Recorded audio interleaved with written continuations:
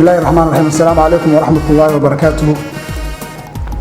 waxaan salaamayaa dhamaan guud ahaan ummadda Soomaaliyeed gaar ahaan bulshooyinka ku nool gobolka Banaadir.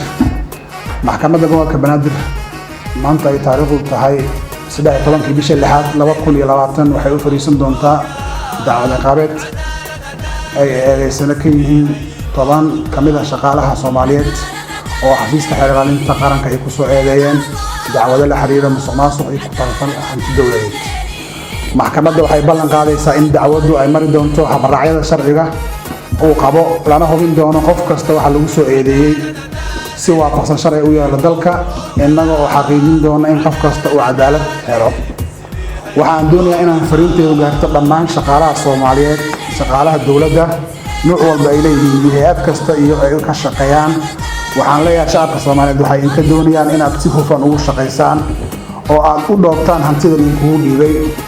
waxaana si darro ah oo ceeb ah in shaqaalaha qaar ka mid ah oo dawladda ka tirsan lagu tuhumo ama lagu eedeeyo wax isdabamarin iyo musuqmaasuq. hal la ogaado ruuxii lagu soo eedeeyo musuqmaasuq in la horkeeni doono garsoorka inuu halkaas garsoorka inuu halkaas ka helayo inuusan ka heli doonin halkaas hiilo baalmarsan sharciga uuna wajihi doono ciqaab sharcigu saarayo iyadoo aan looga naxariisan doonin.